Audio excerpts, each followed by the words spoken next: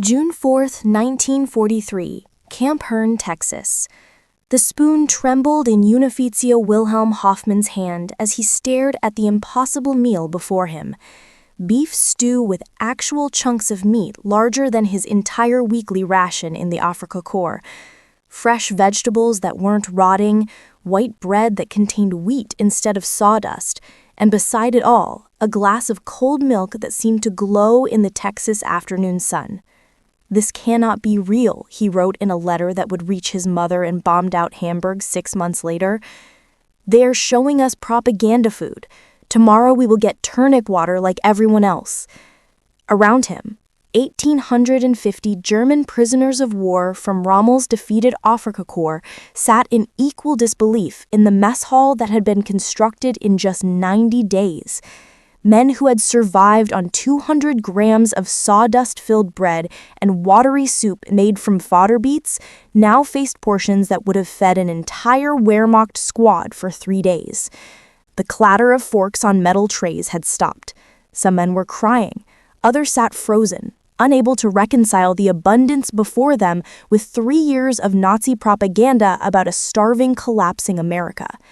What these soldiers didn't understand was that they were witnessing the agricultural and industrial might of a nation that produced more food than it could consume, even while feeding 12 million men under arms and shipping 17 million tons of food aid to its allies. The transformation that would begin with this first meal would ultimately demolish every assumption they held about American weakness, German superiority, and the inevitable triumph of the Third Reich. To understand the psychological impact of American abundance, one must first comprehend the depths of deprivation from which these soldiers emerged. By 1943, the German ration system had deteriorated into a complex hierarchy of hunger. Civilians in Germany received 1,700 calories daily if they were lucky. Soldiers in the field were promised 3,600 calories, but rarely received half that amount. In North Africa, where most of the first POWs were captured, the situation had become desperate. Feldwebel Müller, captured with the 21st Panzer Division in Tunisia, kept a diary that survived in his family's possession. His last entry before capture read, "May 11, 1943. Division meal today. 150 grams black bread, mostly sawdust, 15 grams margarine, rancid soup made from 1 potato and desert weeds. The Italians have nothing. We are eating our horses." The Afrika Korps, once the pride of the Wehrmacht, had been reduced to skeletal shadows by the time of surrender. Rommel himself had complained repeatedly to Berlin about the impossible supply situation. Ships carrying food were sunk by Allied aircraft and submarines. What little arrived was often spoiled by heat. By early 1943, German soldiers in North Africa were suffering from scurvy, beriberi, and protein deficiency diseases that Wehrmacht medical officers hadn't seen since World War I. Oberleutnant Friedrich Bauer, a medical officer captured at Kasserine Pass, documented the deterioration. The men's gums bled constantly from scurvy. Night blindness from vitamin A deficiency affected 30% of the troops. Edema from protein starvation swelled their legs. We had become an army of walking skeletons.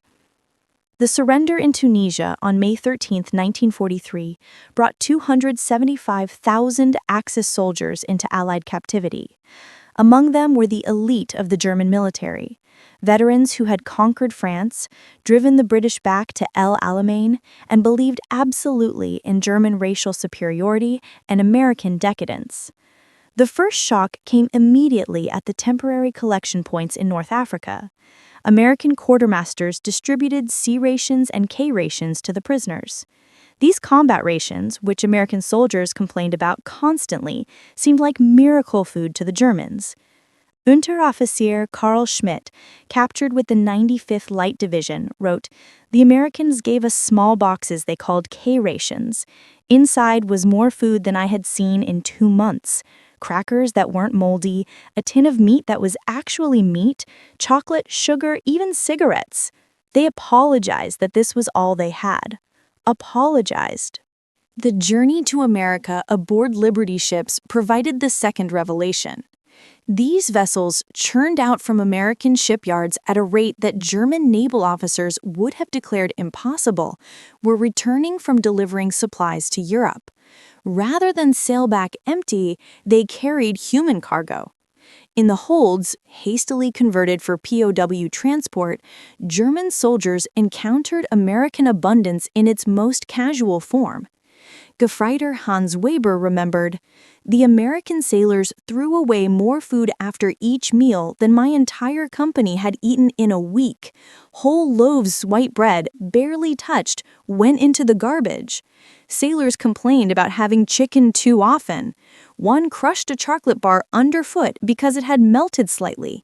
We fought each other to dig through their garbage." Norfolk Naval Base, Virginia, August 1943. As the prisoners disembarked, they encountered a scene that shattered their understanding of wartime reality. Dock workers, many of them women and African Americans, whom Nazi ideology had declared incapable of skilled labor, unloaded ships while eating sandwiches thick with meat and cheese. They drank Coca-Cola and threw the bottles into bins without thought. They smoked cigarettes continuously, stubbing them out half-finished. At the processing station, each prisoner received a medical examination that included something unimaginable: vitamin supplements to address their nutritional deficiencies. German medical officers, themselves prisoners, worked alongside American doctors who treated malnutrition cases that resembled concentration camp victims more than enemy soldiers. Major William Patterson, a U.S. Army medical officer at Norfolk, reported, "The Germans arrived in a state of severe malnutrition. Average weight was 30 pounds below normal. Scurvy, pellagra, beriberi, diseases of starvation we'd only read about in textbooks. We immediately put them on a graduated feeding program to prevent refeeding syndrome."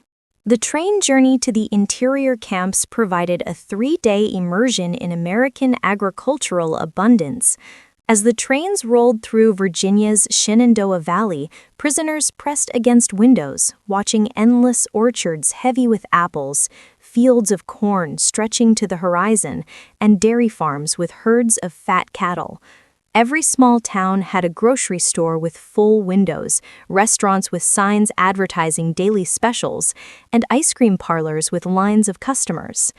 The American POW camp system would eventually hold 425,000 German prisoners, with 371,683 present at the peak in May 1945.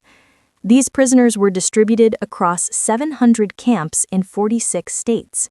Texas alone hosted approximately 50,000 German POWs in multiple facilities, taking advantage of the state's climate, which the Geneva Convention specified should be similar to where prisoners were captured. Camp Hearn, Texas, one of the first camps to receive Afrika Korps prisoners, had been constructed in just 4 months and could hold 4,800 POWs.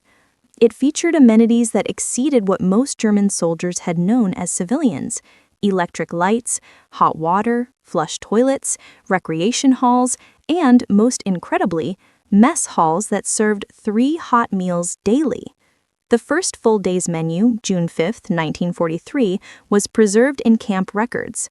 Breakfast: oatmeal with milk and sugar, scrambled eggs, bacon, toast with butter and jam, coffee with cream and sugar, orange juice. Lunch: vegetable soup, roast pork with gravy, mashed potatoes, carrots, bread and butter, apple pie, milk. Dinner: fried chicken, rice, green beans, cornbread, fruit salad, coffee.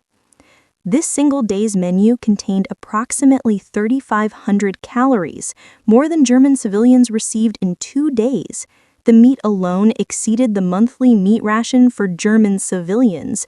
Obergefreiter Hermann Riecha, a former factory worker from the Ruhr, wrote, "I ate until I was sick. Then I ate more. We all did. Some men hid bread in their bunks, certain this bounty would end. The American guards laughed and told us there would be the same tomorrow and the day after. We didn't believe them." The destruction of ideology. The abundance of food in American POW camps did more to destroy Nazi ideology than any propaganda could have achieved. These soldiers had been told that America was weak, divided, and on the verge of collapse. Yet here they were being fed better than Wehrmacht officers, while America simultaneously fought a two-front war.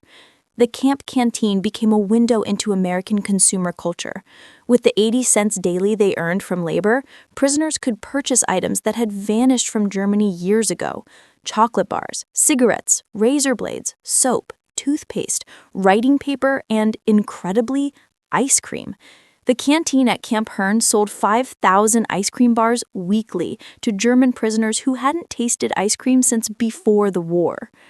Gefreiter Fritz Miller wrote to his wife, "Yesterday I bought ice cream." Ice cream? In Germany, even party officials cannot get ice cream, but here enemy prisoners buy it for 5 cents. The Americans have so much cocoa, they feed it to prisoners. The therapeutic feeding program for malnourished prisoners revealed American medical abundance. Prisoners received vitamin injections, nutritional supplements, and specialized diets to address deficiency diseases. The hospitals had more medical supplies than most German field hospitals. Penicillin, that miracle drug that Germany couldn't produce, was used freely on prisoner infections. Dr. Heinrich Schmidt, a captured Wehrmacht medical officer, wrote, "They gave us vitamins in bottles, hundreds of pills, like candy. In Germany, we had no vitamins for our own wounded.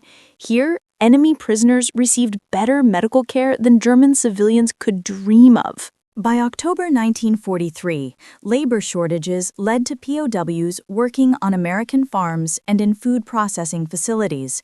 This exposure to American agricultural and industrial food production completed their ideological demolition.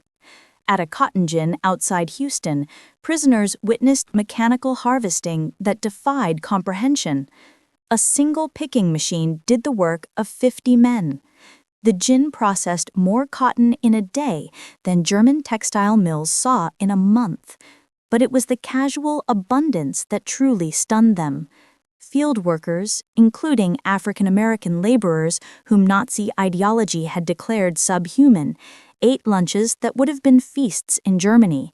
Thick sandwiches of beef or ham, whole apples, slices of pie, and thermoses of coffee with real cream. They threw away half-eaten food without thought. Unteroffizier Johann Tallner, working on a farm near Jackson, Mississippi, wrote, "The Negro workers eat meat every day, white bread, fruit. One threw away a whole apple because it had a small bruise. In Germany, people would fight over that apple." At a Del Monte processing plant in California, prisoners saw trainloads of peaches turned into canned fruit, technology that didn't exist in Germany. The plant processed more fruit in a single day than Germany imported in a year. Workers drank orange juice like water. Damaged fruit that would have been treasured in Germany was dumped by the ton. Nothing shocked German POWs more than American meat consumption. In Germany, civilians received 250 grams of meat weekly when available. German soldiers were supposed to receive 150 grams daily, but rarely did. In American POW camps, prisoners received meat 2 or 3 times daily. The quality astounded them even more than the quantity. Not horse meat, not mysterious canned substances labeled meat, but recognizable cuts of beef, pork, and chicken. Meat, vegetables, and the taste of freedom. Camp Shelby in Mississippi, which housed 5,300 German POWs at its peak, went through 14,000 pounds of meat weekly. The butcher shop cut steaks, ground hamburger, and prepared roasts with a casualness that seemed almost obscene to men who had seen their families slowly starve. Obergefreiter Paul Fischer wrote, "Today for Sunday dinner we had roast beef, a slab as thick as my thumb. The Americans complained it was tough. In Germany, this would be wedding feast meat. My children have never seen such meat." The prisoners working at Swift & Company's meatpacking plant in Fort Worth witnessed the full scale of American meat production. The plant processed 5,000 cattle daily. Workers took home packages of beef that would have cost a German laborer a month's wages. "The waste was magnificent," wrote Hauptmann Kurt Zimmermann. "They discarded meat for having too much fat that would have been a treasure in Germany. One plant produced more meat in a week than Bavaria sees in a year." German POWs had subsisted for years on preserved vegetables, sauerkraut, pickled beets, dried legumes. Fresh fruit had become a memory, available only to the party elite.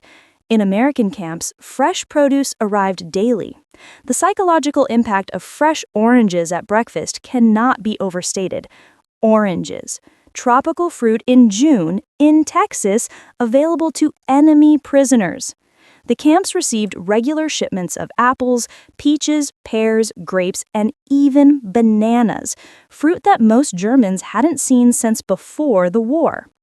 Unteroffizier Wilhelm Becker wrote, "They gave us oranges at breakfast, not on special occasions, but every day if we wanted. The vitamin C cured my bleeding gums in a week. We ate more fruit as prisoners than German children see in a year." The vegetable variety seemed infinite: lettuce, tomatoes, corn, beans, peas, carrots, potatoes, onions, cabbage, squash. Fresh, not preserved. Camp Hearn had a 50-acre vegetable garden worked by prisoners who were amazed at the productivity of American soil and farming methods. Working on farms, prisoners encountered agricultural abundance that challenged their understanding of what was possible. In California's Central Valley, where some POWs were transferred for agricultural work, they picked fruit in orchards that stretched for miles. They watched in horror as perfectly good fruit was discarded for minor blemishes or destroyed to maintain prices. In Germany, chocolate had disappeared by 1941, replaced by ersatz chocolate made from roasted acorns and beet sugar. Real chocolate was rarer than gold. Sugar was rationed to 200 grams monthly for civilians. In American POW camps, chocolate and sweets were everyday items. The Camp PX, Post Exchange, sold Hershey bars, Baby Ruth, Snickers, and Milky Way, brand names that would become legendary among returned POWs. The psychological impact of this casual availability of luxury foods cannot be overstated. Obergestalter Kurt Wagner wrote, "I bought 5 chocolate bars with 1 day's wages. In Germany, all the money in the world cannot buy 1 real chocolate bar. What kind of wealth allows enemies to buy chocolate daily?" The sweetness of abundance and the unbearable guilt. The camp kitchens baked desserts daily: pies, cakes, cookies, puddings. Sugar was used liberally in coffee, on cereal, and in desserts. The prisoners, many suffering from years of sugar deprivation, initially made themselves sick on sweets. Milk, butter, cheese, and cream, dairy products that had virtually disappeared from German diets, appeared in abundance in American POW camps. Fresh milk at every meal, butter for bread, cheese sandwiches, and ice cream. The calcium and protein from dairy products rapidly improved the prisoners' health. In Germany, milk was reserved for small children and pregnant women when available. Butter was a black market commodity. Cheese was a distant memory. At Camp Hearn, the dairy delivered 500 gallons of milk daily. Prisoners who hadn't tasted fresh milk in years drank it like medicine. Unteroffizier Franz Weber wrote, "I drank a full glass of cold milk today. Real milk, not powdered, not condensed. It tasted like peace, like childhood, like everything we had lost." German coffee by 1943 was made from roasted barley, acorns, or chicory, bitter substitutes that bore no resemblance to real coffee. In American POW camps, real coffee flowed like water. The psychological impact of unlimited coffee cannot be understated for a culture that had prized coffee essential to social life. The smell of brewing coffee in the morning, the casual refills at every meal, the ability to drink coffee with real cream and sugar, these small luxuries delivered devastating blows to Nazi propaganda. Hauptmann Friedrich Timmer wrote, "The Americans drink coffee all day long, real coffee from Brazil with cream and sugar. In Germany, my mother stretches 50 grams of ersatz coffee for a week." Bread, a fundamental staple of the German diet, became another lesson in American abundance. German bread by 1943 was a dark, heavy mixture of rye, potato flour, and sawdust, rationed to 2,000 grams weekly for manual laborers. It often arrived moldy. In American POW camps, fresh white bread appeared at every meal. The camp bakery at Camp Shelby produced 10,000 loaves weekly, soft, white wheat bread that Germans associated with luxury. Prisoners could eat as much as they wanted. Gefreiter Paul Schmidt wrote, "White bread, soft as cake, fresh every day. We can take as many slices as we want. In Germany, people are killed for stealing bread." As prisoners were allowed to write home, their letters became vehicles of devastating truth that German censors struggled to suppress. How could they explain to families surviving on turnip soup that they, as prisoners, were eating meat 3 times a day? Many prisoners initially lied in their letters, unable to burden their starving families with the truth. Others sent their entire earnings home to buy food on the black market, knowing that their monthly wages could purchase what their families couldn't obtain with ration cards. Under-Officer Karl Hoffmann's letter to his wife, intercepted by German censors, read, "My beloved Greta, I am well fed here. Do not worry about me. The Americans have more food than they know what to do with. I understand now why they fight. They are protecting paradise." A Thanksgiving feast and the seeds of change. What stunned German POWs even more than the abundance was American flexibility in accommodating dietary needs. Prisoners with medical conditions received special diets. Diabetics got sugar-free meals. Those with ulcers received bland diets. This individualized care for enemy prisoners exceeded what German hospitals could provide for their own wounded. The Americans even attempted to provide culturally familiar foods. They procured rye flour for dark bread, sauerkraut, and other German preferences. This respect for individual dietary needs contradicted everything about Nazi collectivism. Dr. Wilhelm Braun, senior German medical officer at Camp Shelby, wrote, "The Americans spend more effort accommodating the dietary needs of enemy prisoners than the Wehrmacht spends feeding its own soldiers." As more prisoners worked on American farms, they received an education in agricultural productivity that would reshape post-war Germany. They learned about crop rotation, chemical fertilizers, mechanized farming, and irrigation. They saw yields that German agriculture couldn't achieve even in peacetime. Working on a wheat farm in Kansas, Obergefreiter Hermann Weber discovered that a single American farmer with machinery could farm 640 acres, land that would require an entire German village to work. The combine harvester could process 100 acres of wheat daily. "The American farmer I worked for produced more food than my entire district in Bavaria," Weber wrote. "He did it with machines, chemicals, and scientific methods we had never seen." November 25, 1943 brought another psychological shock: Thanksgiving dinner. The prisoners had no context for this American holiday, but they understood abundance when they saw it. The meal served at Camp Hearn that day: roast turkey with stuffing, mashed potatoes with gravy, sweet potatoes with marshmallows, green bean casserole, cranberry sauce, rolls with butter, pumpkin pie, apple pie, coffee, and milk. Each prisoner received portions that would have fed a German family for a week. The turkey alone exceeded monthly German meat rations. Feldwebel Kurt Zimmermann wrote, "The Americans celebrated a holiday by feeding enemy prisoners like nobility. If every American family was eating the same meal, America is not a country, but a paradise." Prisoners working in American canning factories witnessed food preservation on an industrial scale that Germany couldn't match.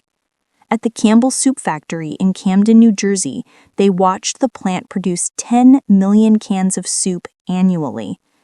The assembly lines ran continuously, filling cans with meat and vegetables that German factories couldn't obtain. The technology astounded them. automated peeling machines, continuous cookers, and vacuum sealers. But more shocking was the quality control. Cans with slight dents were rejected.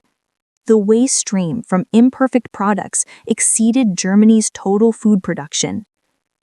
Unteroffizier Fritz Müller wrote, "They rejected whole pallets of canned goods for having labels printed slightly off-center. Perfect food discarded for cosmetic flaws." Ice cream emerged as the ultimate symbol of American excess. In Germany, ice cream had been a rare pre-war luxury, impossible during wartime. In American POW camps, ice cream was routine. Camp Shelby had an ice cream machine that produced 50 gallons daily during the summer. Prisoners could buy ice cream bars, cones, and cups at the canteen. The idea that enemies were fed ice cream while German children had never tasted it proved emotionally devastating. Obergefreiter Hans Meyer wrote, "I ate chocolate ice cream today. In Germany, this would be unimaginable even for the wealthy. Here, prisoners of war buy it for pocket change." The transformation in prisoners' health through proper nutrition was documented meticulously by American medical officers. Within 3 months of arrival, the average prisoner gained 25 to 30 pounds. Scurvy disappeared. Night blindness resolved. Protein edema subsided. Major Robert Harrison, chief medical officer at Camp Shelby, reported, "The Germans arrived resembling concentration camp victims, emaciated, diseased, mentally affected by starvation.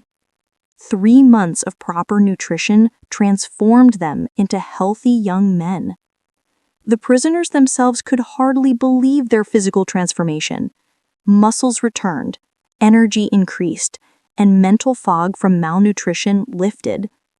They looked in mirrors and saw themselves as they had been before the war. As their health improved and their bellies filled, many prisoners experienced crushing guilt about their families' suffering. How could they enjoy 3 meals a day while their children starved? The truth that American enemies fed them better than Germany fed its own people was too painful to share.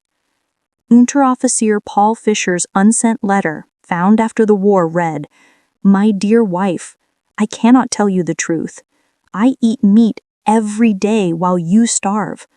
I am safe while you are bombed. The Americans treat me better than our own government treats you." Christmas 1943 delivered another psychological blow. American church groups, civic organizations, and the Red Cross sent 500,000 Christmas packages to German POWs. Each contained chocolates, cookies, canned goods, cigarettes, and toiletries. Local communities added homemade goods, knitted scarves, hand-drawn cards, and cookies baked by church ladies. The packages were distributed without regard to rank or political affiliation. This egalitarian generosity from enemies whose families were fighting and dying in Europe shattered the last remnants of Nazi racial theory. Hauptmann Werner Klein wrote, "American civilians whose sons we were trying to kill months ago sent us Christmas gifts.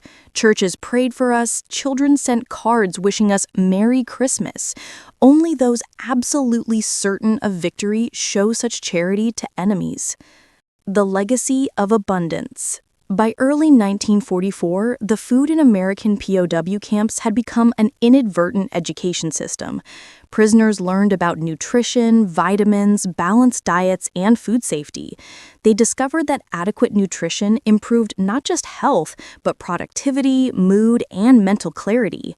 The camp libraries stocked American agricultural journals and cookbooks. Prisoners studied American agricultural methods, food processing, and nutritional science. They learned that American agricultural abundance wasn't accidental, but the result of scientific farming, mechanization, and efficient distribution.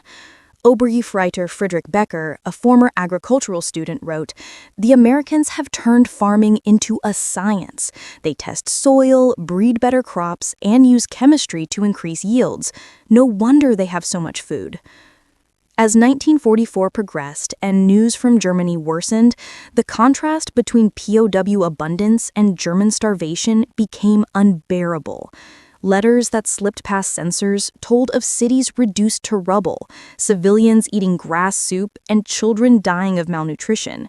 Meanwhile, German prisoners of war in America complained about repetitive menus. The moral foundation of Nazism crumbled in the face of American abundance. How could the master race be starving while their inferior enemies wasted food? The African American who emptied their garbage ate better than German officers. The ideology was dead, killed by reality. The summer of 1944 brought fresh revelations as prisoners worked in America's peak agricultural season. They picked peaches in Georgia, harvested vegetables in New Jersey, and worked in the wheat fields of Kansas. The sheer volume of food production overwhelmed them.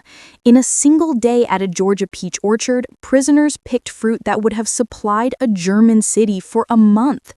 Perfectly good peaches were sorted by size and quality. Slightly imperfect fruit went to canneries, damaged fruit was discarded or fed to pigs. Gefreiter Wilhelm Hoffmann wrote, "We fed peaches to pigs today, thousands of peaches too ripe for shipping given to swine. In Germany, people would weep for such fruit." An incident at Camp Shelby in July 1944 captured the psychological impact of American abundance. Local farmers donated truckloads of watermelons for a 4th of July celebration. The German POWs had never seen watermelons. This exotic fruit didn't exist in Germany. The prisoners were given whole watermelons to share. Many didn't know how to eat them. Some prisoners wept at the sweetness, the abundance of pure sugar and water in fruit form. Unteroffizier Carl Schmidt wrote, "They gave us giant green fruits full of sweet red flesh. Each one could feed a family. The Americans ate the centers and threw away the rest.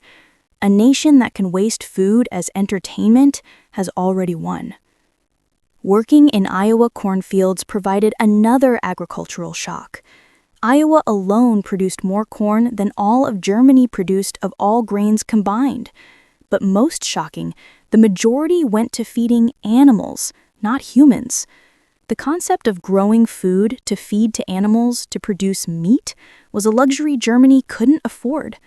In America, prime cropland was dedicated to producing animal feed, demonstrating a level of agricultural abundance that seemed impossible. Feldwebel Hermann Fischer wrote, "The farmer explained that corn was mainly for pigs and cattle. They grow food to feed to animals to make meat. The Americans have so much grain they can afford to convert it to meat." At a sugar beet processing plant in Colorado, German POWs witnessed sugar production that defied belief. Germany had severe sugar shortages, with civilians receiving 200 grams monthly. The Colorado plant processed 5,000 tons of sugar beets daily, producing mountains of white sugar. Workers at the plant received 50-pound bags of sugar as partial payment. They used sugar liberally in coffee, on cereal, and in baking. The casual consumption of pure sugar by ordinary workers provided another devastating comparison. Obergefeiter Paul Weber wrote, "I watched a worker pour half a cup of sugar into his coffee. This was 2 months of German sugar rations dissolved into 1 cup of coffee."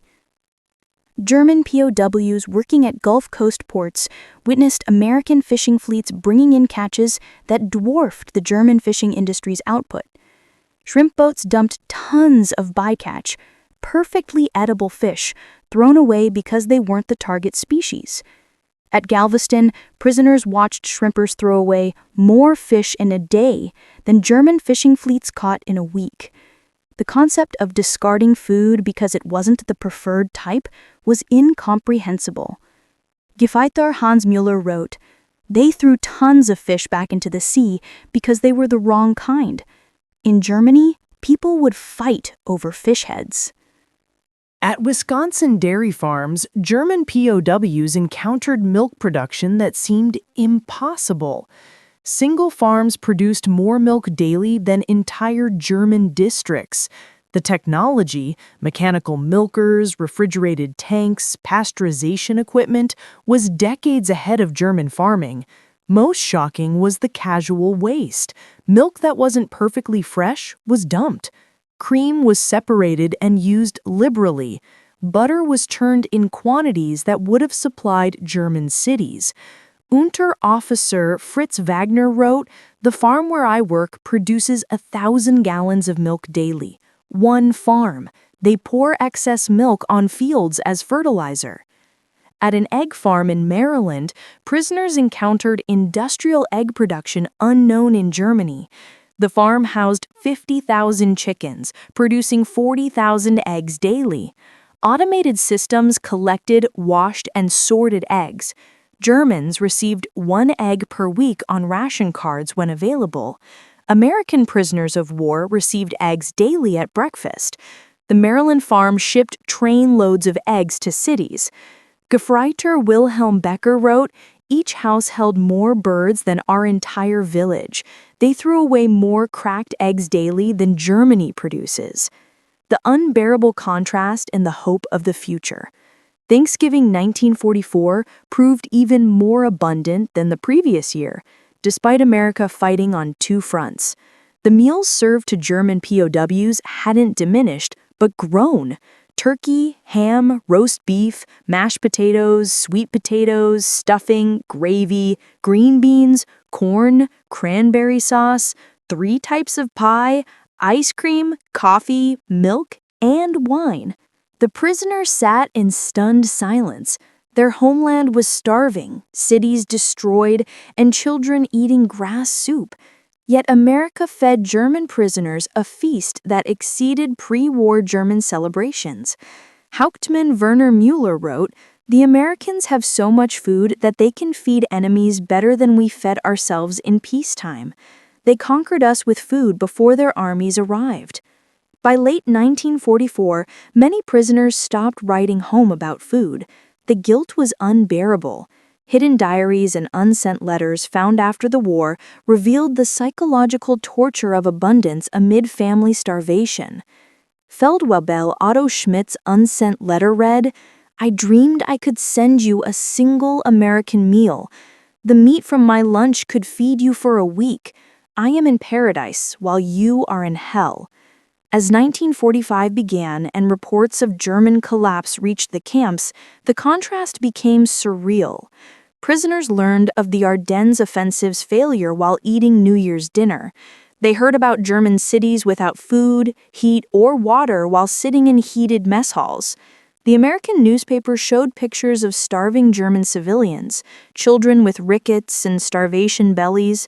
The prisoners recognized their own families in these images. Obergefreiter Hans Fischer wrote, "The newspaper shows German children eating soup made from grass. I had bacon for breakfast. My little Klaus is eating grass while I eat meat." When Germany surrendered on May 8, 1945, German POWs in American camps faced a terrible irony. The war's end meant they would eventually return to a destroyed, starving nation. Many didn't want to leave. The camps had become refuges from the starvation awaiting them at home. The U.S. military began programs to train POWs in food production and preservation techniques they could use to help rebuild Germany. Prisoners learned about canning, farming methods, nutrition, and food distribution. Major General Louis Lurch, overseeing POW operations, stated, "These men have seen American abundance. They know it's possible. They'll return to Germany with knowledge that can help prevent starvation." The bitter farewell and the seeds of peace. As repatriation approached in late 1945 and early 1946, German POWs faced a cruel irony. They had to prepare to leave abundance for starvation. The camp commanders instituted programs to gradually reduce rations to help prisoners readjust to scarcity. Prisoners were taught to forage, to make soup from minimal ingredients, and to preserve food without refrigeration. The same camps that had demonstrated abundance now taught survival in scarcity. Dr. Wilhelm Hoffmann, the senior German medical officer, wrote, "We must teach our men to starve again. Their stomachs have expanded. Returning to German rations may kill some of them." Before repatriation, each camp held farewell dinners. The Americans provided final feasts that exceeded even holiday meals. At Camp Shelby's farewell dinner in February 1946, the menu included shrimp cocktail, prime rib, lobster tail, baked potato with butter and sour cream, asparagus, Caesar salad, chocolate cake, ice cream, wine, and coffee. Men wept openly. Not from joy, but from the terrible knowledge that they might never eat like this again. Hauptmann Friedrich Müller wrote, "Our last American meal was finer than any German feast I remember. Tomorrow we return to turnip soup and sawdust bread. America sent us home with full bellies and broken hearts." The journey home revealed the full scope of Germany's destruction. As trains crossed into Germany, the POWs pressed against windows, watching a moonscape of ruins. Civilians at stations were skeletal, begging for food the returning prisoners didn't have. At Frankfurt Station, returning POWs watched German civilians fighting over garbage from Allied military trains. Children with swollen, starvation bellies begged for chocolate that didn't exist. Unteroffizier Paul Weber wrote, "We returned to hell. My wife thought I was an imposter. I was too healthy, too well fed. My son, born while I was gone, has rickets from malnutrition. The shame is unbearable." Despite the trauma of return, former POWs became crucial to German recovery. They brought knowledge of American agricultural methods, food preservation, and nutrition. They understood that abundance was possible because they had lived it. Many former POWs became leaders in German agricultural reform. They introduced mechanization, chemical fertilizers, and scientific farming methods learned in America. They knew Reconstruction was possible because they had seen a society that had achieved it. Hans Müller, former Obergefreiter, became an agricultural advisor in Bavaria. He wrote, "We learned in American fields what German schools never taught, that science and democracy create abundance." A lesson in democracy. When the Marshall Plan was announced in 1947, former POWs understood its significance better than most Germans. They had experienced American generosity and abundance.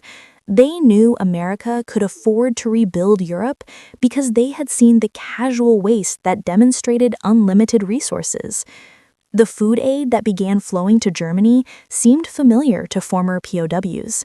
The same abundance they had experienced in captivity now extended to the entire nation.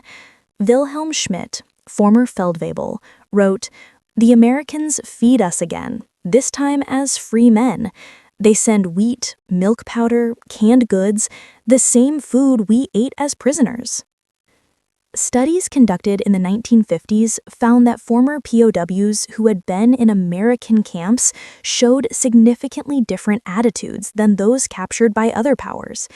They were more likely to support democracy, believe in economic cooperation, and maintain positive views of America. The food experience had been transformative. These men had tasted abundance and wanted it for Germany. They had seen that prosperity came not from conquest, but from production, not from racial superiority, but from agricultural science. Dr. Theodor Friedrich Braun's 1950 study concluded the POWs underwent involuntary ideological conversion through ingestion. Every meal contradicted Nazi propaganda.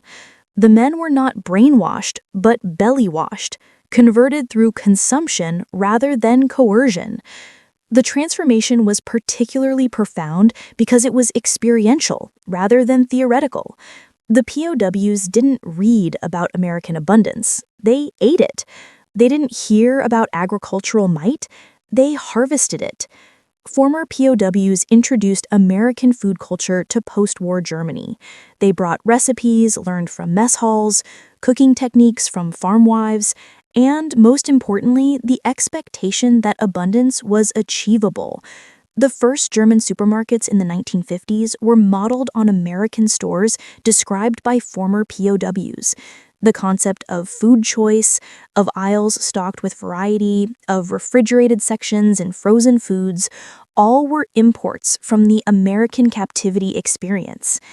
Even American fast food's eventual success in Germany was partly prepared by former POWs who remembered hamburgers, hot dogs, and ice cream from captivity. They had tasted casual abundance and wanted it for Germany. A toast to a new world. At the last major reunion of German POWs in 1995, the 50th anniversary of the war's end, 89-year-old Otto Müller delivered the keynote address. We came to America as warriors of the master race, convinced of our superiority, certain of victory. We left as chastened men who had eaten from democracy's table. The Americans fed us not from cruelty, showing us what we couldn't have, but from generosity, sharing what they had in abundance. Every meal was a lesson. Every full belly was an education. We learned that America's strength lay not in its armies, but in its agriculture. Not in its weapons, but in its wheat. Not in its ideology, but in its ice cream. Yes, ice cream, that impossible luxury that American prisoners ate daily while German children starved. We returned to Germany with knowledge more valuable than military secrets. We knew abundance was possible because we had consumed it. We knew democracy worked because we had digested its fruits. We knew peace was preferable to war because we had tasted both. To the Americans who fed us, you conquered us with kindness. You defeated us with donuts. You converted us with coffee and cream. We who arrived as your enemies left as ambassadors of your abundance. The food you shared when we were prisoners became the foundation of our friendship as allies. Thank you for feeding us when we were hungry, for showing us mercy when we deserved judgment, for teaching us that strength lies not in taking, but in giving. We ate democracy, and it transformed us. The audience, American veterans, German veterans, their families, stood in ovation, united by the memory of when enemies became friends over food, when hatred dissolved in hospitality, and when war ended not with vengeance, but with vitamins. The story of German POWs and American food abundance stands as one of history's most remarkable examples of unintentional psychological warfare. Without planning or propaganda, America conquered its enemies through the simple act of feeding them well. The 425,000 German POWs who passed through American camps, with 371,683 present at the peak, experienced a collective transformation through consumption. They arrived as Nazi warriors and left as witnesses to democratic abundance. They came believing in German superiority and departed knowing American prosperity. They entered as enemies and exited as future allies. The ultimate weapon. The food served in American POW camps did more than sustain life. It changed minds. Every generous portion undermined Nazi ideology. Every dessert demolished propaganda.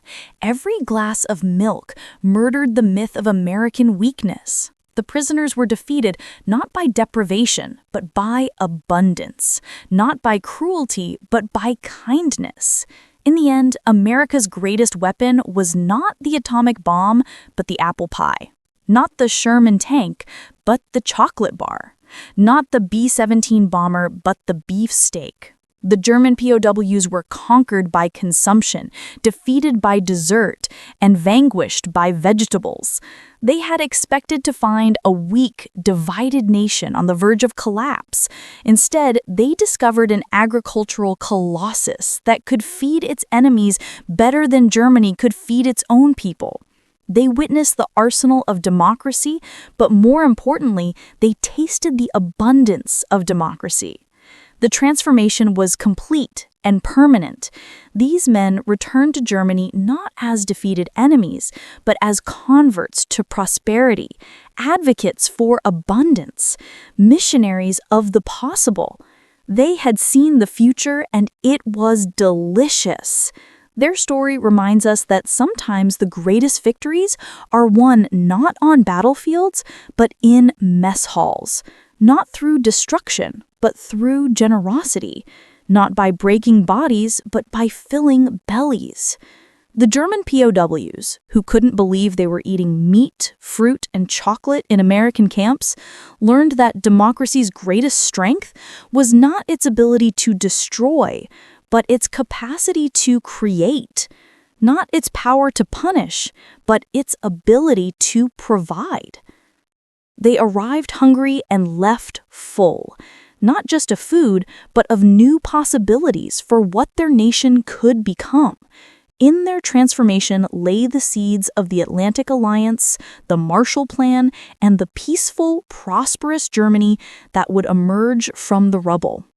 The men who had marched for the Third Reich returned home as apostles of agriculture, prophets of prosperity, and witnesses to the power of a society that could turn enemies into friends through the simple revolutionary act of sharing its abundance. They had tasted America, and they would never be the same.